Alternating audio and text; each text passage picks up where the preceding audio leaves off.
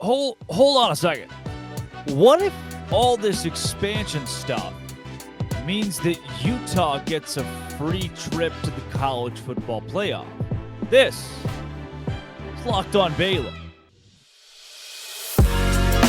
You are Locked On Baylor, your daily podcast on the Baylor Bears, part of the Locked On Podcast Network, your team every day. Happy Wednesday, everybody. Welcome into Locked On Baylor. Thanks for making Locked On Baylor your first listen every single day. We've had a ton of people who have chimed in the last week, from BYU fans to West Virginia fans to Baylor fans, obviously, and the like everywhere on Pac12, Big 12, ACC expansion. I want to first address something very obvious. I did get a haircut. I listened to everybody out there, and I cut my hair. You win. Fine. I hope it looks better now, and whatever was stupid about it is less stupid. The other thing that I've come to grapple with the last few days, what if this whole Big 12 expansion thing is bad for the college football playoff odds of teams like Baylor, BYU, TCU, Oklahoma State, Texas Tech, everybody else? And what if it helps enemies like Utah win? Because I want to paint you a scenario. Today's going to be active listening, right? You guys have been so good. I've had such great viewership the last few days. I'm going to ask something of you. Active viewership. If you're listening on Spotify, Apple Music, podcasts, whatever it is that the kids are doing nowadays, great. Follow along with the sound of my voice. If you're watching, I want you to pay attention to the graphic that comes up on the screen. Boom. Worst case scenario. Nightmare fuel on your screen right now. Baylor in the new Big 12 finishes 9-3. Very respectable in a stout new conference. BYU, another team that I picked at random, for example, also finishes 9-3. This is a mock of, say, the year 2025. And Utah, a team left in a Pac-8, 9, 10, a pack suck with a bunch of teams that are random and not good, finishes 11-1. Let's take a gander at this. This is a mock 2025 schedule for Baylor. They beat Texas State. Makes sense, huh? They beat Rice. Maybe they play a Wake Forest in non-conference and they lose. 2-1. They lose to BYU. They beat Texas Tech. Baylor beats TCU, beats Colorado, beats UCF, all Big 12 teams, loses to Cincinnati, and then wins out against Houston, Oklahoma State, and West Virginia. If you're keeping score at home, that's losses to Wake Forest in non-conference play, BYU in Big 12 play, Cincinnati in Big 12 play. And I know what you're thinking. Okay, 9-3, where you still beat teams like TCU and Colorado and Oklahoma State, UCF. That's great. What a great year. But that 9-3 doesn't get you to the college football playoff. How about BYU? Let's do the same thing. Mock 2025. Utah State in game 1. They win, of course. Boise State, a tough non-con, a win still. And then a loss in non-conference play to a UCLA team that's having an up year a few years down the line.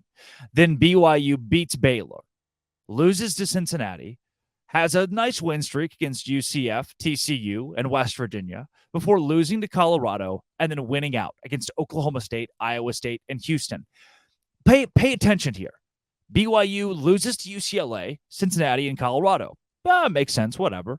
They beat teams like TCU, Baylor, Oklahoma State, Houston. That makes sense. Folks, we're not that far away from that being a reality in the Big 12. But in 2025, say this Utah team beats Ohio. Maybe they beat Iowa in a tough-ish, not that tough of a non-conference game. Beat Idaho State. Then they get into Pac-12 play.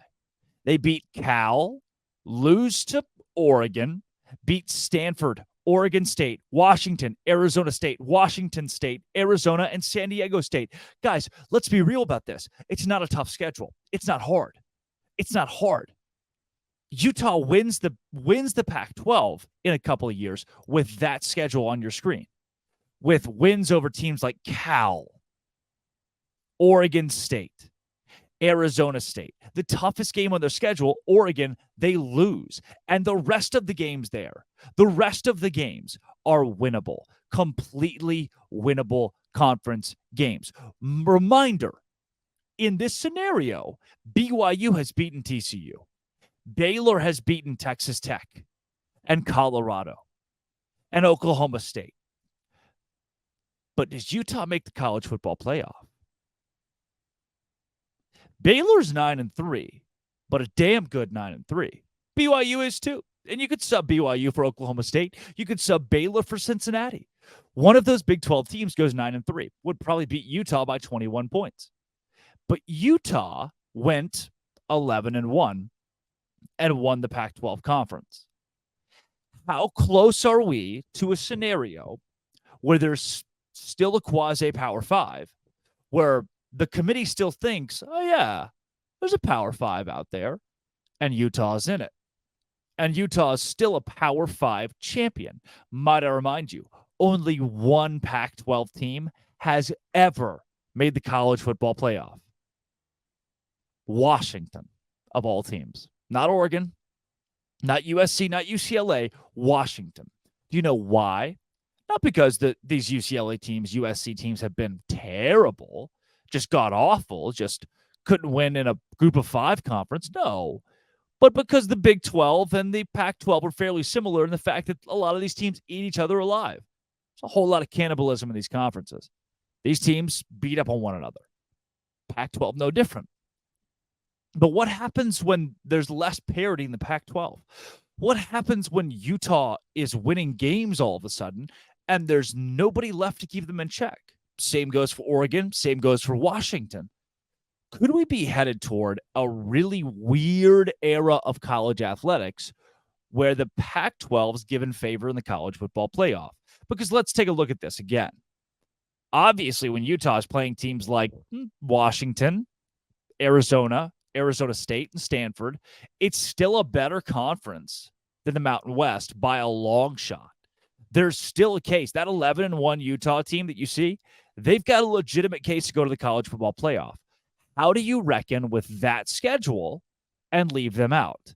How do you take a team that's only losses to Oregon and has wins against Iowa, Arizona State, Arizona? How do you tell that team they can't go to the college football playoff? The resume's right there. And 11-1 is certainly much more flashy than BYU at 8-3, 9-3. I'm sorry. Baylor at 9-3. Granted, the Bears, the Cougars, they've beaten much better teams. They played a much tougher schedule. Utah's got a way better record at 11-1, and 9-3 is not going to cut it. Wait a second, you're saying. What about in the expanded college football playoff? What about when there's 12 teams, huh?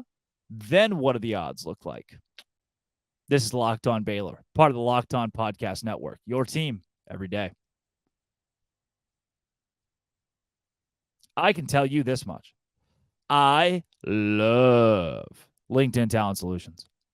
I've been looking for an intern, and I've found a couple. I've interviewed a couple because of LinkedIn Talent Solutions. If you need somebody to work at your job and you want to hire people fast and you want to have a free way of finding people, you just have to go to LinkedIn Talent Solutions.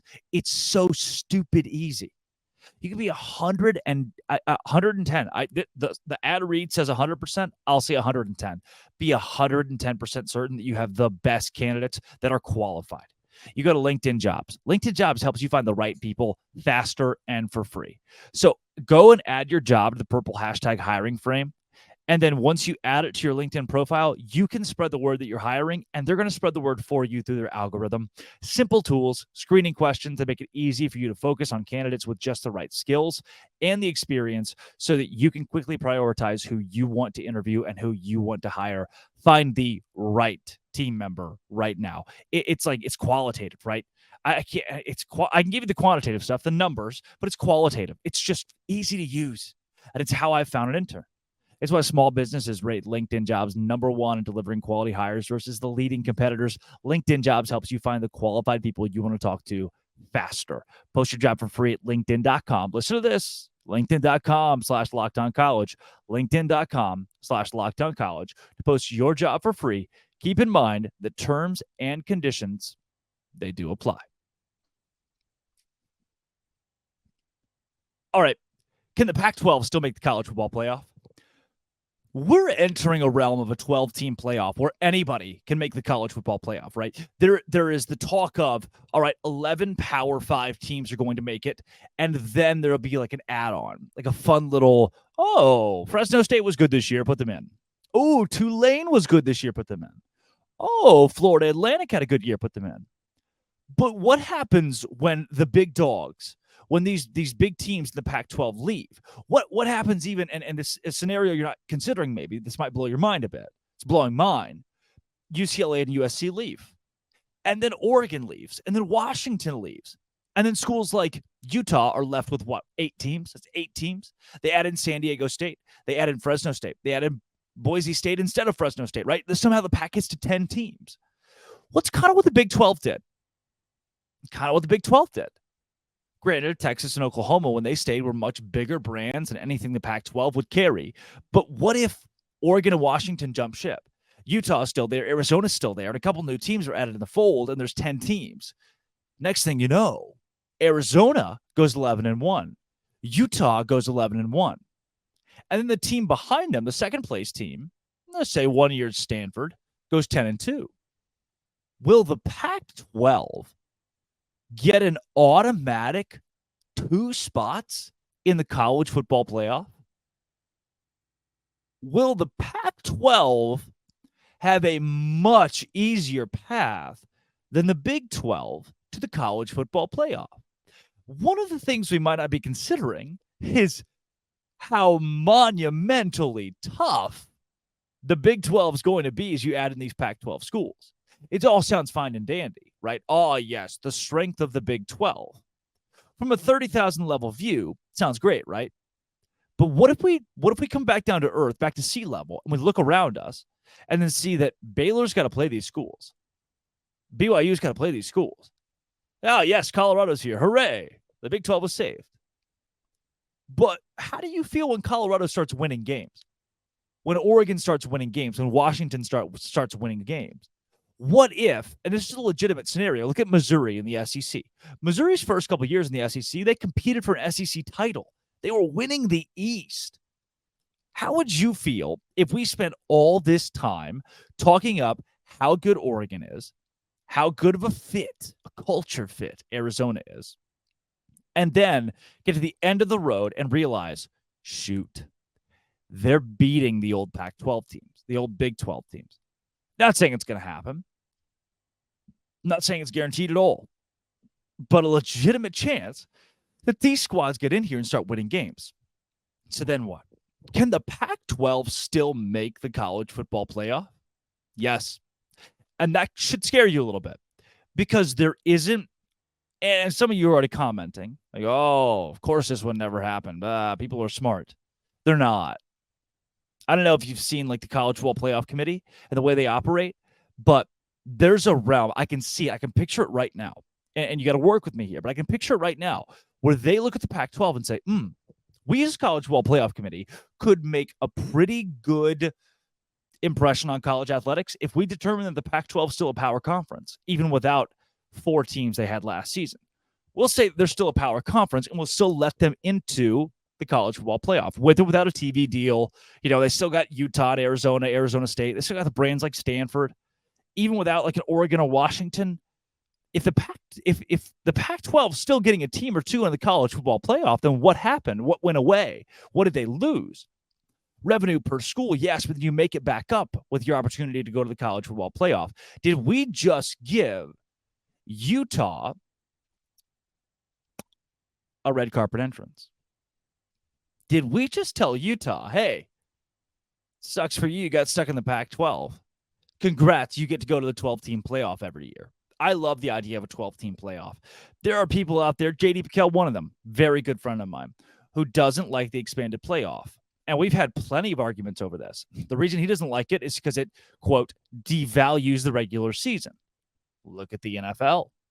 You know, week 13 rolls around and teams are still competing for the playoff, so fans are still showing up. I don't think it's going to devalue the regular season. I don't think rivalries like Michigan and Ohio State will go down the drain any more than they already have. I think it'll still be fine. People will have something to compete for because we live in a world. Listen to me here. We live in a world where if you lose 2 games out of the gate, you're done. Your season's over. It is. No one's going to New Year's 6 games. I've been to 2 Sugar Bowls, and I've seen pretty crappy crowds at least 1.5 of them. Baylor, Georgia was terrible. Baylor, Ole Miss was okay. Fun that we won. But the problem is teams, once they lose 2 games, once they're out of college football playoff contention, they give up on the regular season. Have we crafted a world in which the Big 12 regular season doesn't matter as much as the Pac-12, where the Big 12 for college football playoff purposes doesn't matter as much as the Pac-12? What if a 9-3 Baylor team, a 9-3 BYU team, a 9-3 Oklahoma State or TCU team that is obviously better than Arizona or Utah or Arizona State or Washington State? What if that team, that 9-3 team who played a much harder schedule, is left out? Then what was it all worth? What is it all worth when Baylor's 9-3, number 15 in the nation, Utah's 11-1, number 6 in the nation, and makes the expanded college football playoff? Who's laughing then? I give credit to Utah. What if they're onto something? What if they chose the easy road, and the easy road leads to more revenue in the long run because of the college football playoff? I fear that we're in a dangerous spot, that we've got some blinders on, and what we're seeing is actually leading us right toward that. And it's not good. I can't do that. I can't go 9-3 in a really competitive Big 12 where the league champion's 10-2, 11-2, and is a 10 seed in the college football playoff. And Utah goes 12-1 because they play nobody. Oregon goes 12-1 because they play nobody. Arizona. And they get the better seed. They get the home field advantage or whatever it is in the playoff. That sounds terrible. But tell me why we're not staring right down the barrel of that. If you think it's that far-fetched and that stupid, I don't think you paid enough attention to the College Football Playoff Committee, because it's kind of what they do. This is kind of where they go with things like this. When you think, oh, this makes common sense, they might do the opposite. The NCAA might do the opposite. Emmert might do the opposite. Speaking of opposites, the Pac-12 got an opposite of a TV deal that you should have. Oh, so bad. This is Locked On Baylor, part of the Locked On Podcast Network. It is your team every day.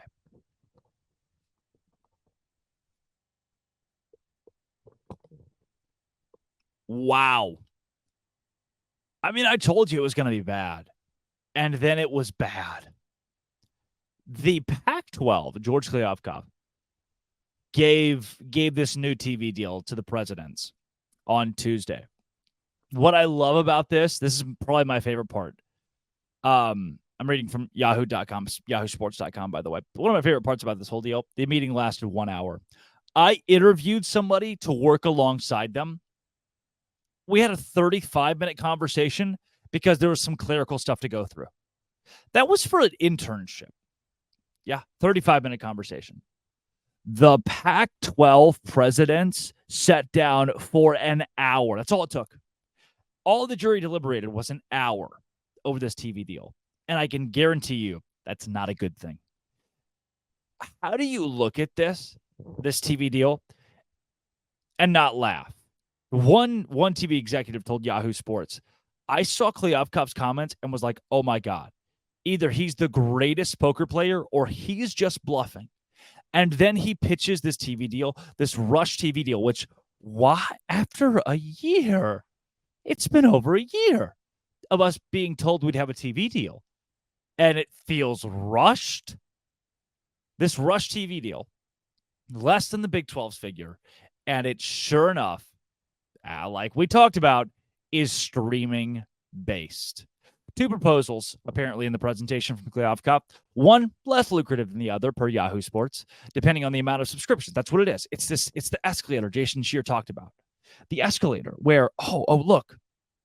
And I love that one article described it as, it's the OnlyFans of college football. Oh, look. We can make as much money as people want to pay us. Here's the problem. Nobody wants to pay. I'm gonna put this in terms of I'll use the OnlyFans, but let's put it in terms of animals so I don't have to compare people. If a penguin enclosure had a subscription and a lion enclosure had a subscription at the zoo, the lions are going to get more money. And then there's a little bird exhibit, but it's not cool birds. It's just like a crow. Like, yeah, we have an exhibit of crows. That's what the Pac-12 is. And people that are going online trying to watch these live feeds from the zoo, like, oh yeah, you can pay your subscription and watch the Lions all day. All right, sweet. The Lions are going to get, great viewership. The SEC, the Big Ten, they're the Lions. People will pay to watch that. Sure, that'd be kind of cool. Let's watch some Lions live. Penguins, fun. Dope animals. Thinking about, half the Lions, right? But it's fun-loving people. Man, they just enjoy being entertained. Everybody's wanting to watch the Penguins and the Lions for different reasons. The Big 12 is the Penguins.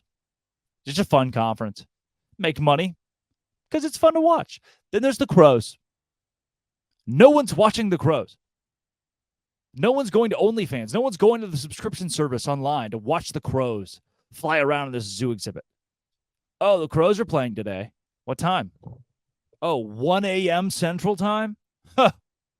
Yeah, the Crows are nocturnal. It's the bat exhibit. Why do they think this is a good idea? I puzzled. It bothers me. Do you think it's idiocy? A lack of common sense? Or is this just some kind of joke? It blows my mind. The Pac-12 commissioner actually presented this idea in front of athletic directors, presidents, the board, and said, look what I've done. How did that conversation go? How did he present it with any sort of pride? How it's dumbfounding how one person could drive a conference into the ground so quickly and so easily. I don't know how you do it. I don't know how you do it. They are the Crow exhibit, and no one's paying for the Crow exhibit. You can do a buy subscription thing. You can do that. You can say, hey, subscribe to my thing, and I make more money. You can work on commissions. But if nobody wants to buy what you're selling, if you don't have a good product, then what's the point? You could tell this school, you could tell Washington, hey, look, if you get 500,000 Apple Plus TV subscriptions, we'll give you $15 million. When you know that's an unreasonable number, the commission's great, but there's no chance these schools are going to sell X amount of subscriptions. No chance the conference is going to sell X amount of subscriptions to give the schools this money. Nobody is knocking down walls to watch the Pac-12, much less subscribing to Apple TV. And if you do have Apple TV, you're not hunting for Pac-12 games. You just don't care. People just don't care enough. They don't. It blows my mind that we've gotten here. How you as a conference could be so just asinine in this is alarming. There needs to be change. There needs to be a change in leadership. How has there not already been a change in leadership? I got a haircut for this. Terrible. Gosh, it gets me, I'm not even in the conference. It gets you worked up. Who wants to compete in that? Not me, huh? Utah does. I go to the college football playoff because of it. This has been Locked On Baylor, part of the Locked On Podcast Network, your team every day. Thanks for making it your first listen every single day. Sorry JD Piquel didn't come today. Maybe he'll show up tomorrow. Pissing myself off.